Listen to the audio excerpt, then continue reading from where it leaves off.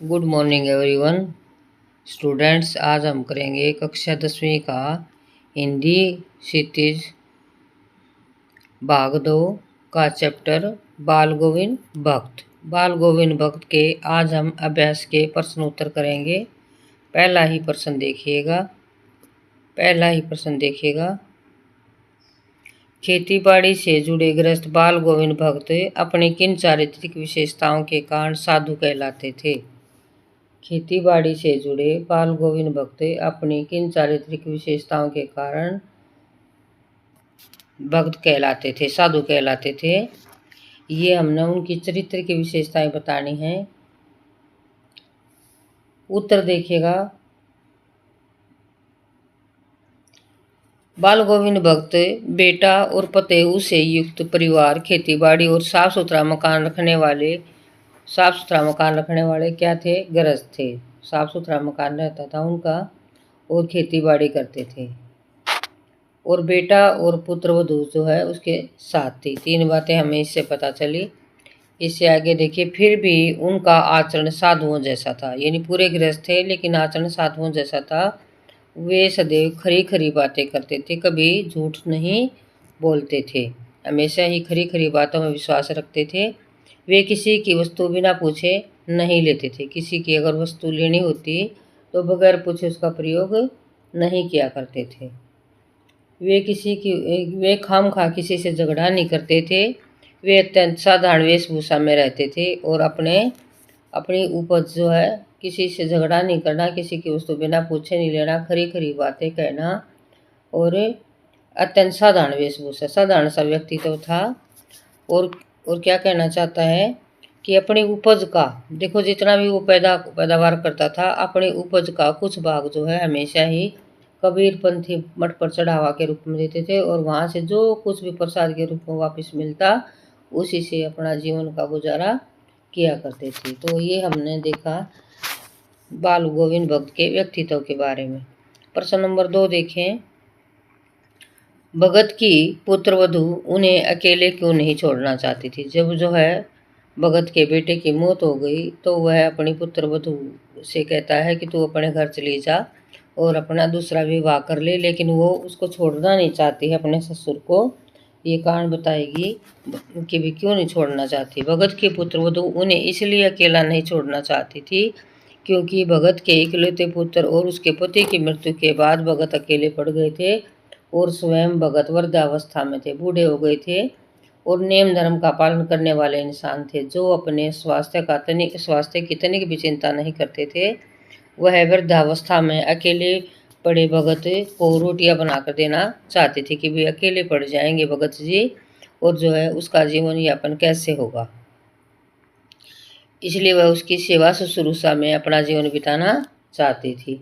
क्योंकि अकेले पड़ गए थे, पुत्र की मौत हो गई, पुत्र वधू को जाने की कह रहे हैं, स्वयं वृद्धावस्था में हैं, नेम धर्म का पालन करने वाले इंसान हैं और अपने स्वास्थ्य की चिंता करते नहीं, इसलिए वृद्धावस्था में उसको अकेले रोटियां बनाकर वो पुत्र वधू देना चाहती। बहुत ही अच्छी पुत्र वधू है, अच्छे विचार हैं।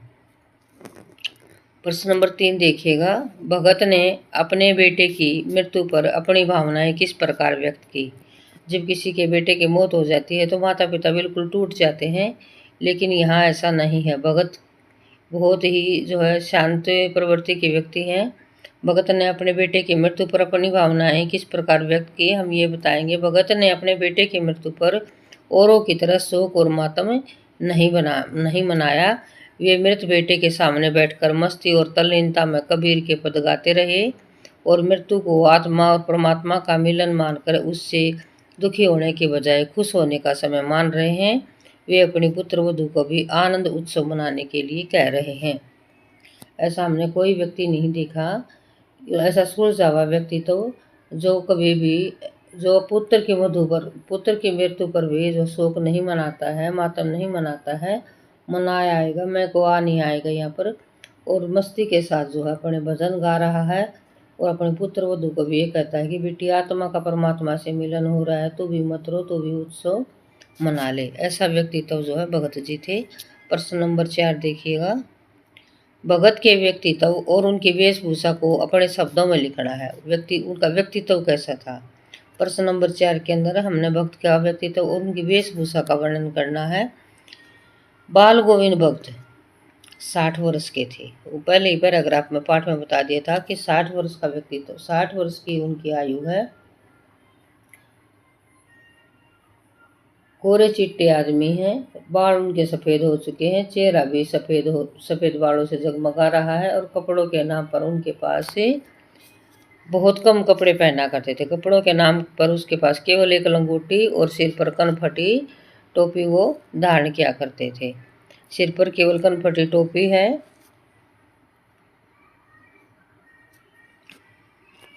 कनफटी टोपी जो कबीरपंथी जो पहनते हैं, ऐसी कनफटी टोपी वो पहनते थे।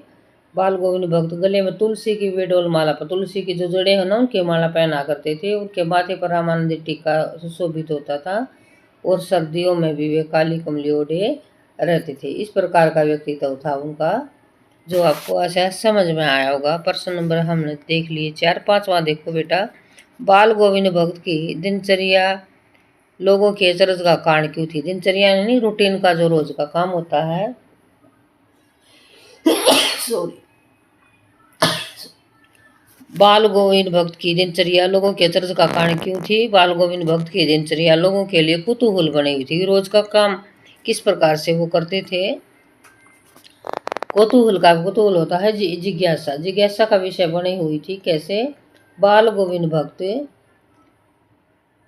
लोगों के लिए कौतूहल का कारण थी। उनकी जो दिनचर्या वे अत्यंत सादगी, सरलता और निस्वार्थ भाव से जीवन जिया करते थे। उनके पास जो कुछ था उसी में काम चलाया करते थे। किसी वस्तु बिना पूछे प्रयोग में न लाते थे। इस नियम को वो इतनी बारीकी से पालन किया करते थे कि दूसरे के खेत में सोच तक नहीं बैठते थे। इसके अलावा दांत किटकिटा देनी, सर्दियों की भोर में भी खुले आसमान के नीचे पोखर पर बैठकर गाना गाना, उससे पहले 2 कोस जाकर नदी में स्नान करना जैसे कार्य पर लोगों को आश्चर्य होता था कि इतनी सर्दी में जो है किस प्रकार से स्नान करने भी जा रहे हैं और पोखर पर बैठकर इतनी ठंड में गाना गा रहे हैं। इसलिए लोग जो है उसको अचरज मानते थे। बहुत ही स्वच्छ प्रवृत्ति के व्यक्ति थे, बहुत ही अच्छे व्यक्ति थे। प्रश्न नंबर 6 देखें, पाठ के आधार पर बाल गोविंद भक्त के मधुर गायन की विशेषताएं। जो गाते थे ना भजन, उसका बताना है बेटा। उसकी विशेषताएं बताए कि कैसा गाते थे वो, कैसा उनका गायन था। बाल गोविंद भक्त सुमधुर कंठ से इस तरह गाते थे कि कबीर के सीधे साधे पद भी उनके मुंह से निकलकर सजीव हो जाते थे। उनके गीत सुनकर बच्चे झूम उठा करते थे और स्त्रियों के ओठ गुनगुनाने लगते थे। महिलाएं भी उनके साथ गाने लगती थी। इस तरह का वो सुमधुर कंठ से गाया करते थे। सीधे साधे पद उनके मुंह से निकलकर सजीव हो जाया करते थे। उनके गीत सुनकर बच्चे नाच उठते थे, स्त्रियों के ओठ गुनगुनाने लगते, काम करने वालों के कदम लय और ताल से उठने लगते। इसके अलावा भादों की अर्धरात्रि में उनका गाना सुनकर सभी चौंक उठते थे, जैसे कि अंधेरी रात में बिजली चमकने लगती है। प्रश्न नंबर 7 देखें, कुछ मार्मिक प्रसंगों के आधार पर यह दिखाई देता है कि बाल गोविंद भक्त प्रचलित सामाजिक मान्यताओं को नहीं मानते थे। पाठ के आधार पर उन प्रसंगों का उल्लेख कीजिए। बाल गोविंद भक्त प्रचलित सामाजिक मान्यताओं को नहीं मानते थे। इस पाठ के मार्मिक प्रसंगों से हम इसका पता लगाएंगे कि कौन सी ऐसी बातें थी, कौन से ऐसे पाठ में प्रसंग आए जिनसे हमें पता चलता है कि वो जो है सामाजिक मान्यताओं से परे अपना जीवन जिया करते थे। सबसे पहले तो जब भगत के बेटे की मौत हो गई तो उस पर शोक उन्होंने नहीं मनाया है। अपनी जो एक माता पिता जो है वो बच्चे की, अगर उसके बच्चे की मौत हो जाती है तो वो बहुत ही परेशान हो जाता है, लेकिन इनके साथ ऐसा बिल्कुल भी नहीं है। निधन पर शोक नहीं मनाता है, क्रियाकर्म को ज़्यादा तूल नहीं देता है। और उन्होंने अपने पुत्र केशव को स्वयं मुखाग्नि न देकर अपनी पुत्र वधू से मुखाग्नि दिलवाई, लेकिन ऐसा समाज में कोई करता नहीं है। उन्होंने विधवा विवाह के समर्थन में भी कदम उठाते हुए अपनी पुत्र वधू को विधवा विवाह करने के लिए कहा।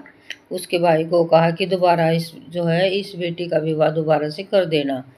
और साधुओं के संबल लेने और गृहस्थों के भिक्षा मांगने का विरोध करते हुए 30 कोस दूर गंगा स्नान करने जाते हैं और उपवास रखते हुए यात्रा भी करते हैं। प्रश्न नंबर 8 देखें। धान की रोपाई के समय समूचे माहौल को भगत की स्वर लहरिया किस तरह झंकृत कर देती थी? उस माहौल का सब चित्र प्रस्तुत कीजिए। जब जिस समय पर धान लगाया जाता है उस समय पर जो है भगत की स्वर लहरिया यानी कि उनके भजन, उनके गाने किस तरह वातावरण को झंकृत कर देते थे, संगीतमय कर देते थे, उस माहौल का हमने सब चित्र प्रस्तुत करना है। आषाढ़ महीने की रिमझिम के बीच सारा गांव खेतों में उमड़ पड़ा है। सारा गांव खेतों में उमड़ पड़ा है और शीतल पुरवाई चल रही है, शीतल हवा चल रही है।